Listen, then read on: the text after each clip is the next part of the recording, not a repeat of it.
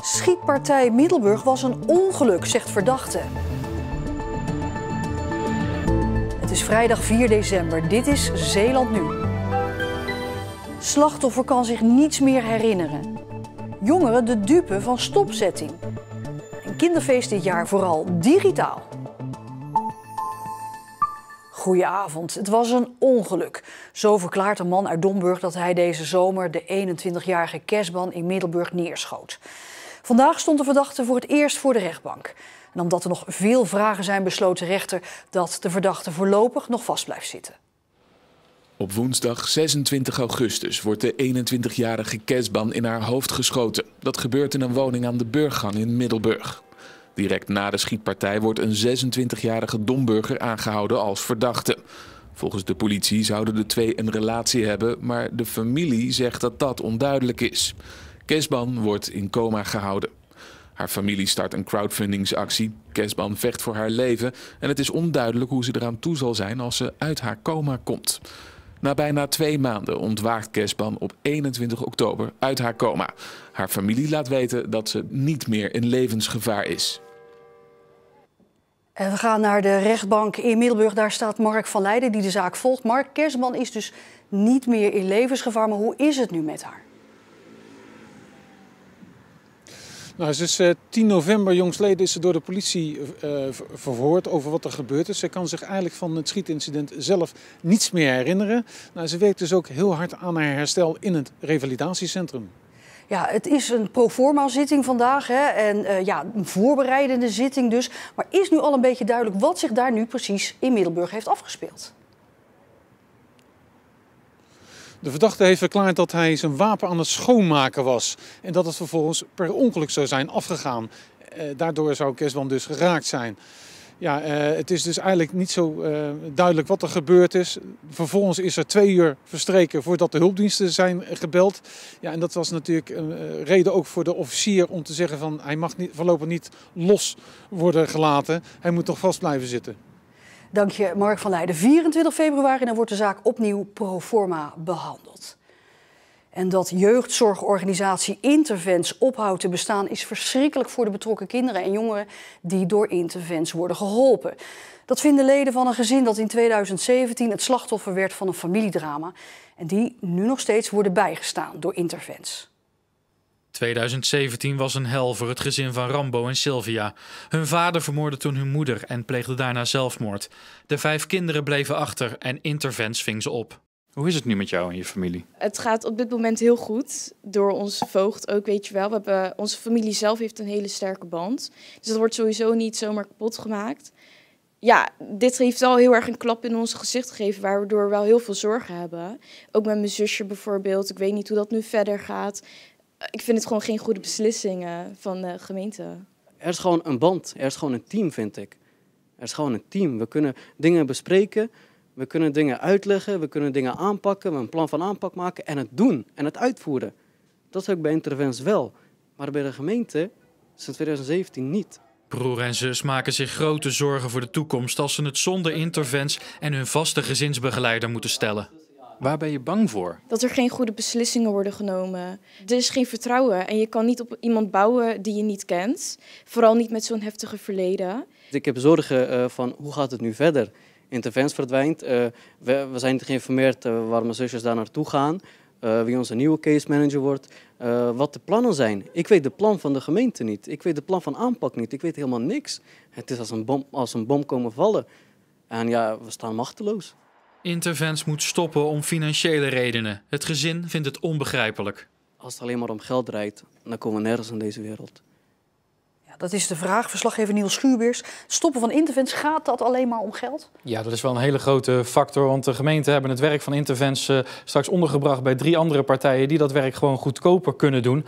De gemeente benadrukt trouwens wel, de Zeeuwse gemeente, dat het niet per 1 januari stopt. Wat denken veel mensen? Dat Intervents echt per 1 januari ophoudt te bestaan en geen hulp meer verleent? Ja, dat is dus niet zo, benadrukken de Zeeuwse gemeenten. Er komt een overgangsperiode die ruim een half jaar gaat duren. En in die periode moeten alle kinderen en gezinnen die nu hulp krijgen van Intervents ondergebracht worden bij die nieuwe organisaties. En in dit geval het gezin waarmee je gesproken hebt en de begeleider. Kan de begeleider dan bij dit gezin blijven? Ja, de kans acht die begeleider heel erg klein, want die begeleider heeft nog meerdere kinderen onder haar. En die zullen dus straks verdeeld worden over die 3 instanties. En omdat deze begeleider zich niet in 3 kan splitsen, raakt ze een deel van die kinderen kwijt. En ze denkt dus ook dat dit gezin, dat ze dat kwijt gaat raken. En ja, dat vinden gewoon alle betrokken partijen hier heel erg. Niels Schuurbeers, dankjewel.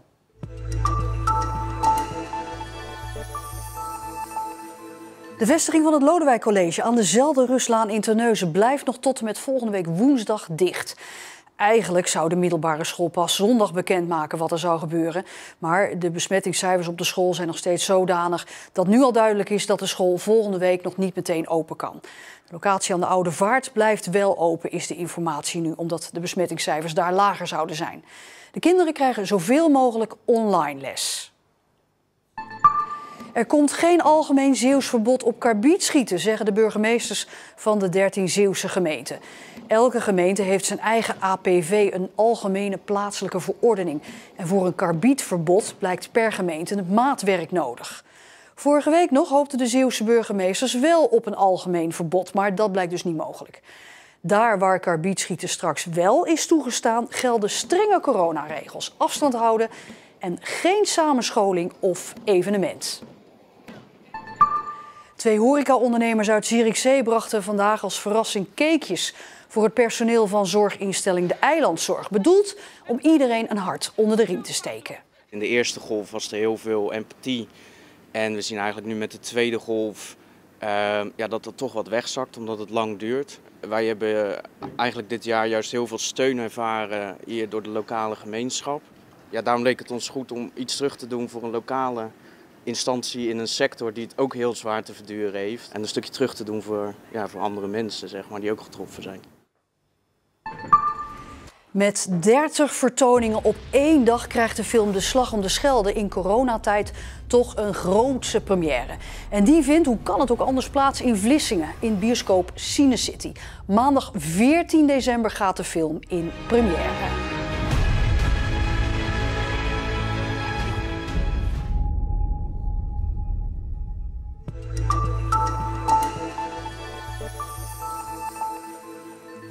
De laatste echte wedstrijd van de turners van Deltasport uit Zierikzee was nog voor het uitbreken van de coronacrisis. Dat is dus al zo'n 9 maanden geleden. En daarom heeft de gymvereniging het heft in eigen handen genomen en organiseert het binnenkort als eerste in Nederland een online wedstrijd.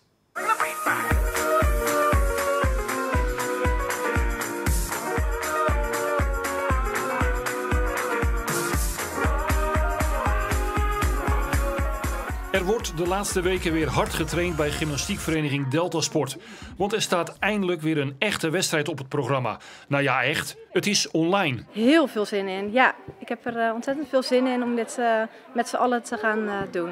Toen bekend werd dat de Turnbond ook wedstrijden in januari schrapte, ontstond het idee voor die online wedstrijd. Heel bijzonder is dat. Dat betekent dat de clubs zich allemaal aan kunnen melden bij ons. Die gaan de oefening in hun thuisfront doen. Dus we hebben al teams uit Groningen, Friesland enzovoort. Die gaan daar in eigen locatie de opname maken van hun acro-oefening.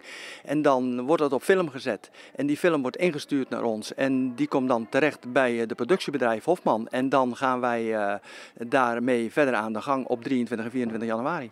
Want in dat weekend kijkt en beoordeelt de jury dan alle ingezonden oefeningen. In een soort talkshow worden dan de prijzen verdeeld en er wordt gesproken over de turnsport. En dat allemaal vanuit Zierikzee. Betekent dat wij in Laco Sportcentrum een ruimte creëren waar allemaal tv's komen te staan. Er komt buiten een regieauto staan met heel veel mensen erin die alles controleren.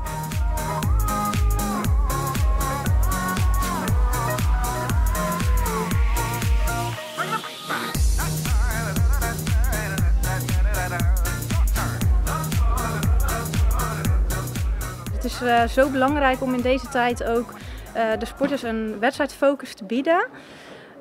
Om ze toch een doel te geven, waar trainen we voor om dat te kunnen laten zien aan het publiek. Dus we hopen natuurlijk ook op veel kijkers op de dag zelf van het evenement. Maar tot het weekend van 23 en 24 januari is het eerst nog even trainen, trainen, trainen.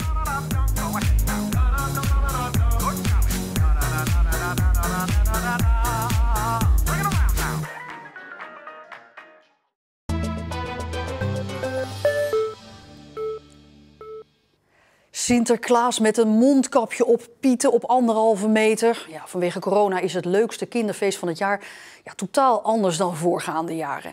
Het Sinterklaasfeest wordt dit jaar grotendeels digitaal gevierd. Voor de Sint is dat even wennen, maar de Pieten die weten er wel raad mee. Zo, kijk eens, dat zijn Shane en Jake. Oh, kijk, daar staat wel heel veel over geschreven al. Hey, Shane en Jake, wat leuk dat jullie ook meekijken. Ik ben nou toevallig in het boek van Sinterklaas op de bladzijde die over jullie gaat. We weten bijvoorbeeld dat we maar op 1,5 meter afstand moeten blijven. Dat als we naar binnen gaan een mondkapje op moeten en dat er niet te veel mensen naar binnen mogen. Dus dat doen we ook niet. Maar daar hebben we wel een oplossing voor bedacht. We doen nu de tuinbezoeken en gewoon cadeautjes bezorgen. Dus dan bonken we uiteraard gewoon ouderwets op de deuren en op de ramen. En dan zetten we de pakjes bij de deur. En kunnen we toch nog een liedje zingen met de kinderen. Kunnen ze toch nog met ons op de foto. We doen ook videobellen met de gezinnen thuis. Zodat we helemaal niet langs hoeven te gaan. Dat is dan niet nodig. Of we maken van tevoren een leuke videoboodschap. Die nemen we hier dan op. En dan lezen we iets voor uit het boek van Sinterklaas. En daarnaast hebben we zelfs een Pietendisco die digitaal is. Met allemaal leuke danspieten en de DJ-piet erin. Dus we hebben eigenlijk heel veel keuzes die we digitaal hebben voor het leuke Sinterklaasfeest. Ik heb daar nog wel een kleine tip voor Shane. Dan moet je eens proberen daar een pepernoot in te doen. Dat is echt culinair en heel erg lekker. En u ziet het, wat een eer. Naast mij staat Sinterklaas. Hartelijk welkom, Goed Heiligman, in deze studio van Omroep Zeeland. Fijn. Hoe gaat het met u in deze dagen? Uitstekend. Heel druk? Ja, het is wel heel druk. Maar het gaat uitstekend. Ja, want inderdaad, morgen pakjesavond. Ja, coronatijden, hoe doet u dat? Ach, weet je, we zagen eigenlijk van de zomer al een beetje aankomen dat het wat anders zou worden dan andere jaren. Hè? En toen zei mijn digipiet van Sinterklaas, wat zou het zijn om de huisbezoeken tegenwoordig de komend jaar te doen online? Zodat u toch bij de kinderen kunt zijn. Nou, dat heeft hij uitgewerkt en dat doen we nu. Ja, want we zagen het al een beetje online. Ja. U wordt dit jaar ook wel Digi-Klaas genoemd. Ja. Vindt u dat geen belediging? Oh nee, zeker niet. Nee, in feite ben ik Sinterklaas, maar ik doe nu veel dingen digitaal. Hè? De enige echte. Maar heel even, vindt u het niet jammer dat door corona dit jaar minder mensen Sinterklaas vieren? Ja, maar weet je, ieder jaar verschilt dat wel wat. Hè? En alles wat het nu niet viert, heeft daar een reden voor. En ik verwacht ze volgend jaar allemaal weer terug. En dan gaat u overmorgen weer terug naar Spanje. Hoe kijkt u dan terug op dit bijzondere jaar? Ja, het was een bijzondere ervaring. We zijn natuurlijk aangekomen zonder al die honderden, duizenden kinderen op de kade. En dat was even wennen. Maar we hebben dat ruimschoots goed gemaakt. En ik hoop volgend jaar iedereen weer te kunnen begroeten. Sinterklaas, ik wens u alvast een hele fijne verjaardag. Dank je wel. En een mooie pakjesavond morgen. Nou, en jij ook. Dag hoor. Op sommige plekken langs de kust was het wel windkracht 8 vandaag. Maar af en toe kwam toch ook nog wel de zon door. En die wind die zwakte wat af en we gaan ook nog eens een keer een paar redelijk rustige dagen tegemoet met slechts af en toe een bui. En in terugkijken straks circus. En bij deze foto sta ik dan voor het circus hogerop, het jeugdgebouw waarop wij dan oefenen. En tot zover deze Zeeland nu. Maar ik kom toch nog heel even terug op Sinterklaas. Morgenmiddag 5:30 bij Omroep Zeeland. De spannende film Sinterklaas en het mondkapjesmysterie. 2 boeven die proberen het boek van Sinterklaas te stelen. Maar gelukkig hebben we de Zeeuwse politie nog. Morgenavond om 5:30 gevolgd om 6 uur door het nieuws in Zeeland. Kijken dus en alvast een fijn weekend.